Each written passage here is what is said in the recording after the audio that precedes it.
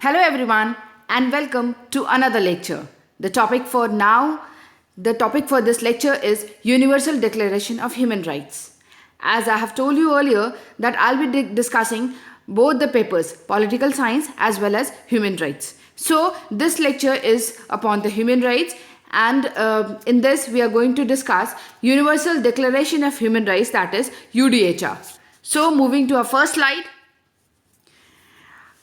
In this video I'm going to discuss how this UDHR came into existence and what are the articles included in UDHR, and third, that how UDHR is called or it is regarded as Magna Carta for human history, and how these UDHR provisions are going to protect the basic human rights for everyone. So on my first slide it is written how this UDHR came into existence. My dear ones, you all know United Nation, why it came into existence. आपको पता है world war 1 हुआ था, so that world war 1 के बाद कोई further यानी world war 2 ना हो, league of nation came into existence. पर लीग ऑफ नेशन फेल हो गया. क्यों? क्योंकि वर्ल्ड वॉर 2 हो गया. फर्दर जब लीग ऑफ नेशन अपना वर्ल्ड वॉर बचाने में इनकेपेबल हो गया, then we came to united nation. We established united nation so that further कोई वॉर ना हो सके, सो दैट पूरी दुनिया में पीस, इंटीग्रिटी, हार्मनी स्टैब्लिश हो सके. So when United Nation came into existence in 1945, and कहाँ ये हुआ था? सैन फ्रांसिस्को में एक कॉन्फ्रेंस हुआ था. Because of that United Nation came into existence. And जब United Nation came into existence तो उसका मेन फोकल पॉइंट क्या था? सो दैट वर्ल्ड वॉर 3 ऐसा कुछ भी ना हो, सो दैट कि ये वर्ल्ड वॉर 3 ना हो. उसके अच्छे से उन्होंने क्या, लोगों का पूरी दुनिया का दिमाग डाइवर्ट कर दिया कि अब ह्यूमन बीइंग का development is most important aim for the entire world. It means कि जो सफरिंग्स थी वर्ल्ड वॉर 2 की, जो हिरोशिमा नागासाकी पे एटम बॉम्ब गिरा, या अपार्ट फ्रॉम दैट पूरी दुनिया में जो ह्यूमन लाइफ के लिए थ्रेटेंड हो गया था, जो एक दूसरे के साथ इतना कॉम्पिटिटिव माहौल हो गया था, जहाँ पर ह्यूमन डिग्निटी की कोई बात नहीं हो रही थी, लाइफ की कोई वैल्यू नहीं रह गई थी. इन ऐसे सारे सिचुएशंस को अब दोबारा ना हो सके हिस्ट्री में, इसलिए यूनाइटेड नेशन ने ये ना कहा कि वर्ल्ड वॉर 3 हो या ना हो, इस पर डिस्कशन ही नहीं उनका था. उनका मेन अब फोकस पॉइंट क्या हो गया कि ह्यूमन बीइंग के राइट्स का प्रोटेक्शन हो, उसके पर्सनालिटी का डेवलपमेंट हो, उसके एनहांसमेंट हो, उसके सारे पर्सनालिटी के, उसके लाइफ के सारे कंपोनेंट्स के एनहांसमेंट हो, उसकी डेवलपमेंट हो, उसका इनकरेजमेंट हो, उसकी लाइफ का प्रोटेक्शन हो, सिर्फ लाइफ नहीं, डिग्निफाइड लाइफ का उसका प्रोटेक्शन हो, उसको फुल सर्कमस्टांसेस मिले कि वो डेवलप कर सके, वो सुकून से रह सके, वो सारी अपनी बेसिक इम्यूनिटीज़, बेसिक नेसेसिटीज़ को फुलफ़िल कर सके. और ये बेसिक नेसेसिटीज़ को फुलफ़िल वो अकेले ही नहीं करेगा, उसके देश, उसका कंट्री भी करेगा. Apart from that whole world will be the protector for the human being. Clear है? इसलिए यूनाइटेड नेशन ने अपना दिमाग डाइवर्ट किया. अब उसने कहा कि ह्यूमन बीइंग सेंट्रल पॉइंट होगा किसी भी डेवलपमेंट का. ह्यूमन सिविलाइजेशन के चाहे जितने सारे बॉडीज़ बने हों, उसका मेन फोकस पॉइंट क्या होगा कि ह्यूमन बीइंग की डेवलपमेंट. इसीलिए इन्होंने 1946 में ह्यूमन राइट्स कमीशन बनाया. कमीशन ऑन ह्यूमन राइट्स क्यों बनाया गया? सो दैट कि अब वो इंटायरली एक बॉडी बनाए जिसका एम क्या हो, जिसका मोटिव क्या हो, कि हम ऐसी क्या कर सकें, क्या काम करें कि ह्यूमन बीइंग की सफरिंग्स को हम कम कर सकें. इसलिए ह्यूमन राइट्स कमीशन बना था, और इस कमीशन ने डिसाइड किया था कि वो international bill of human rights बनाएगा. 1947 में उसने डिसाइड किया था. और ये इसके क्या क्या कंपोनेंट रहेंगे international bill of human rights के? पहला UDHR, universal declaration of human rights. दूसरा क्या कंपोनेंट रहेगा? International covenant on civil and political rights. और ICCPR के ही 2 ऑप्शनल प्रोटोकॉल भी इसमें इंक्लूड किया गया. और थर्ड हो गया ये. फोर्थ क्या होगा? International covenant on economic, social and cultural rights. It means कि United Nation when came into existence, उन्होंने ह्यूमन राइट्स कमीशन की एक बॉडी बनाई. इस ह्यूमन राइट्स कमीशन को पूरी रिस्पॉन्सिबिलिटी दी गई कि तुम ऐसा कुछ ड्राफ्ट बनाओ, ऐसी ट्रीटी लाओ, ऐसा प्रोटोकॉल लाओ, ऐसा डिक्लेरेशन लाओ, सो दैट ह्यूमन बीइंग्स का प्रोटेक्शन हो सके, एक डिग्निफाइड लाइफ हम हर एक बंदे को दे सकें.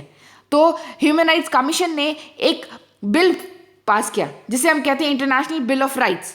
International bill of human rights में 4 कंपोनेंट्स थे। पहला क्या था, यूडीएचआर, दूसरा क्या था, आईसीसीपीआर। आईसीसीपीआर का दोनों ऑप्शनल प्रोटोकॉल भी इसका आ गया, यानी ये तीसरा कंपोनेंट हो गया। चौथा कंपोनेंट क्या था, आईसीईएससीआर, इसका मतलब international covenant on economic, social and cultural rights. ठीक है, एक बात मैं आपको बता दूं, ये जो यूडीएचआर है, universal declaration of human rights, वो हम 1948 में हमने अडॉप्ट कर लिया था, लेकिन ये जो 2 कोवेनेंट्स हैं उन्हें ड्राफ्टिंग में 66 में बना था ये, और 76 में हम इसको फोर्स में लाया गया।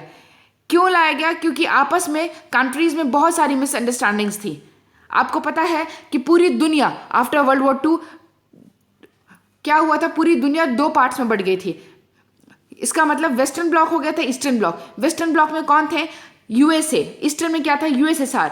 इन लोगों में हो रहा था कि ये सिविल एंड पॉलिटिकल राइट्स को ज़्यादा इंपॉर्टेंस देते थे, और इनके कॉन्ट्रेरी जो ईस्टर्न ब्लॉक में थे, इसका मतलब है जो यूएसएसआर था या चाइना था, वो इकोनॉमिक, सोशल, कल्चरल राइट्स को ज़्यादा इंपॉर्टेंस देते थे। इसलिए इन दोनों की मिसअंडरस्टैंडिंग की वजह से ये कोवेनेंट्स को फोर्स में लाने में बहुत टाइम लग गया। But UDHR 1948 में ही it came into existence. Moving to the next slide, as I have discussed, Universal Declaration of Human Rights is very, very, very important. It is also regarded as the Magna Carta of human history. Magna Carta क्या है? I have discussed in my previous video. So for that, you have to see that video, Human Rights Regime. Clear?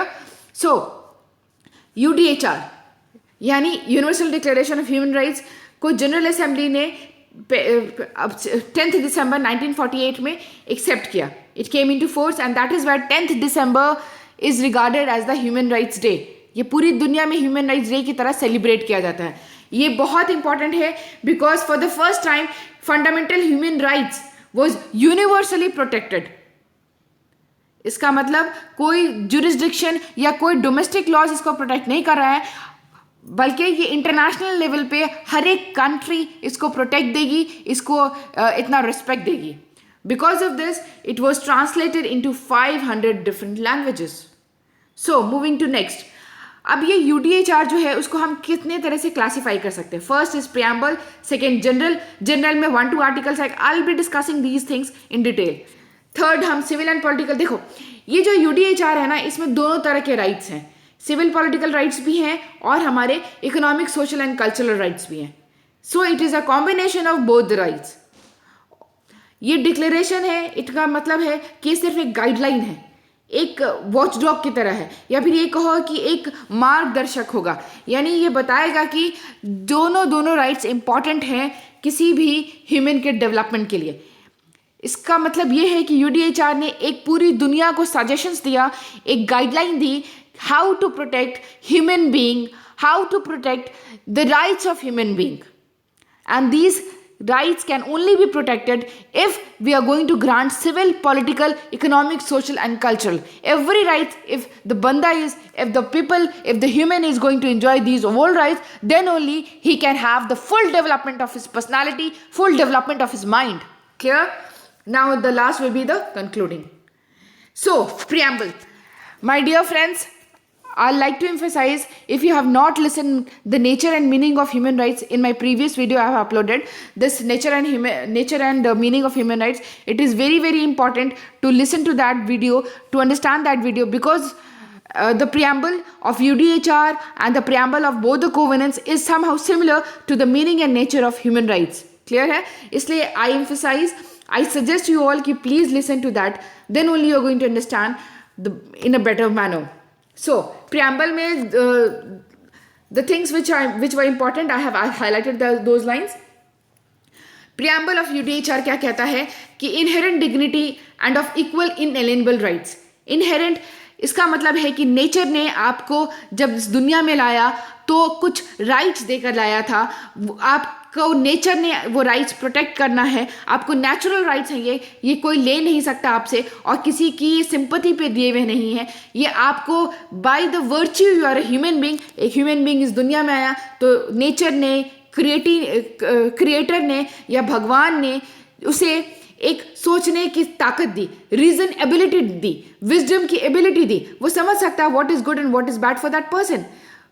वो सोच सकता है, और जो other creatures हैं जैसे वो जानवर हो या पेड़ पौधे या एनीथिंग एनीथिंग, जो भी बायोडाइवर्सिटी है वो सब सोच नहीं सकते. Only the human being can have the ability to think. इसलिए नेचर ने उसे एबिलिटी दी है सोचने की. So nature is the protector of those rights, and that is why जो यूडीएचआर है या जो भी डॉक्यूमेंट्स है ह्यूमन राइट्स का, वो इसी बात पे एम्फेसाइज करता है कि जब नेचर ने आपको ये राइट्स दिया था, देन द नेचर और द भगवान और the creator is the protector of those rights. So any other form of government, any form of government can not curtail those rights from the human being.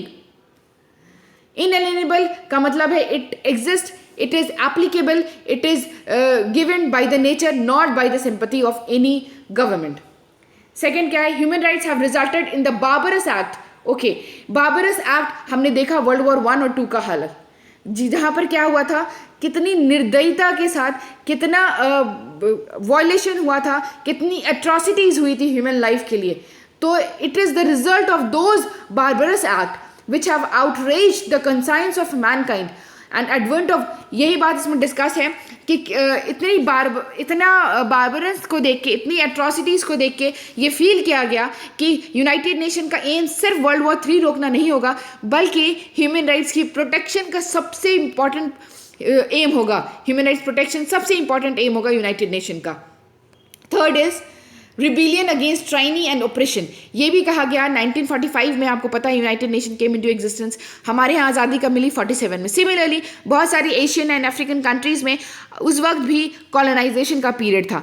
तो United nation के जो documents आए, यानी जो human rights commission ने documents लाए थे, declarations लाए थे ह्यूमन राइट्स के प्रोटेक्शन के लिए, जो डिक्लेरेशंस लाए थे, उनका एम क्या था कि ये जो बार्बरस एक्ट हो रहा है, जो ऑपरेशन हो रहा है, वो उसके अगेंस्ट भी रेवोल्यूशन लाया जा सकता है. उन कॉलोनीज के अगेंस्ट भी, वैसी कॉलोनीज में भी अगेंस्ट द ऑपरेसर ये रेवोल्यूशन लाना होगा. Next is essential to promote and development of friendly relation. ये फ्रेंडली रिलेशन नहीं था, ये कॉम्पिटिटिव माहौल था, इसीलिए 1 और 2 वर्ल्ड वॉर्स हुए. आपस में फ्रेंडली रिलेशन बनाओ, भाईचारा बनाओ, फ्रेटर्निटी बनाओ, ब्रदरहुड बनाओ, और irrespective of the wars and all those, ये सोचो कि कैसे ह्यूमन बीइंग को एक सिक्योर लैंड दे सकें सो दैट वो डेवलप कर सके. सेकेंड लास्ट, हाँ, these rights will be given to all irrespective of the gender,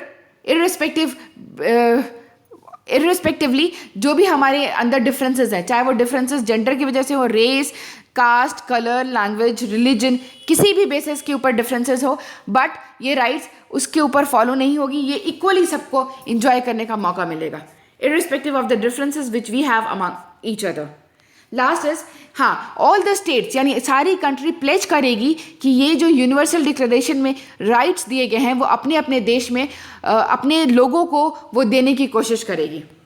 moving to the next, it is written general article में 1-2 क्या है कि all human beings are born free and equal in dignity and rights.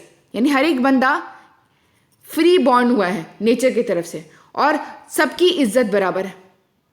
ये नहीं कि इस समाज में पैसे वाले की इज्जत ज़्यादा है, पॉलिटिकली जो स्ट्रांग है उसको ज़्यादा रिस्पेक्ट देना, नहीं. ह्यूमन बीइंग हो यानी नेचर ने तुम्हें बराबर बना के दिया है, तो सबकी डिग्निटी भी बराबर है और साइमल्टेनियसली उसके राइट्स भी बराबर है. सेकेंड आर्टिकल 2 क्या कहता है, rights apply to everybody irrespective of the differences which we have among each other. I have discuss this. Moving to the next, civil and political rights जो आर्टिकल 3 से लेके 21 तक है, इसमें सिविल एंड पॉलिटिकल राइट्स आपके साथ discussed हैं. आप समझने के लिए ऐसे भी समझ लो कि जो हमारे फंडामेंटल राइट्स हैं वो समहाउ मिलते जुलते हैं सिविल एंड पॉलिटिकल राइट्स से. तो आर्टिकल 3 से 21 वही सारे के राइट्स डिस्कस्ड हैं. जैसे आर्टिकल 3 देख लो, right to life, freedom from slavery, freedom from torture, these rights exist wherever you go. इसका मतलब क्या है कि ऐसा नहीं कि आप हिंदुस्तान में हैं तो सिविल पॉलिटिकल राइट आपकी अप्लाई होगी, नहीं. अब दुनिया के किसी भी, ये सबसे बड़ा नेचर था, मैंने कहा ना नेचर बहुत ज़्यादा ज़रूरी है, आपको वो प्रीवियस वीडियो देखना. यानी ह्यूमन राइट्स का क्या है कि ये यूनिवर्सली एक्सेप्टेड है. Wherever you go you are entitled to get those rights. क्यों? क्योंकि by the nature nature has given you those rights. No one can give you, no one can grant you, no one can take from you. So it means that it is universally accepted. We are all equal before the law. All human rights are protected by the law. No unfair detainment. Right to trial. We are innocent until proved guilty. Right to privacy. And article 13 से 21 क्या discuss करता है? Freedom of movement, right to seek a safe place from abuse, right to a nationality and to belong to a country. जैसे right to a nationality and to belong to a country, इसका मतलब ये है कि किसी को stateless मत कर देना. पहले होता था कबीले में लोग रहते थे, तो किसी को कबीला बदर मत कर देना. इसका मतलब है कि man is a social animal, जो एरिस्टोटल ने कहा था, the man can not live without the society. इसका मतलब है कि किसी बंदे को ये मत कहना कि अब ये सोसाइटी में ही रहने लायक नहीं है. इधर you go to Antarctica, you go to Arctic Ocean, या सजाए काला पानी समथिंग वाला टाइप. यानी किसी को सोशल, जो कि ह्यूमन बीइंग सोशल एनिमल है, वो सोसाइटी में रहना पसंद करता है. किसी को आप स्टेटलेस मत कर देना. यानी सबकी डिग्निटी प्लस सबकी आइडेंटिटी को मेंटेन करना. जैसे बहुत उस वक्त वर्ल्ड वॉर 2 में ही हुआ था ज्यूज के साथ. इन्हें माना जाता था कि ये जर्मनी के ही नहीं है, ये कहीं और चले जाए. ऐसा कोई सीन मत क्रिएट करो. सबकी नागरिकता, सबका सिटीजनशिप प्रोटेक्ट करो. वो किसी ना किसी देश के तो होंगे, उनको स्टेटलेस मत करो. इसका मतलब यही है. Right to marry, right to own property, freedom of thought and religious believe, freedom of speech, opinion expression, peaceful assembly and association, and right to democracy. These are very, very easy also to understand. So I have not going in detail with them.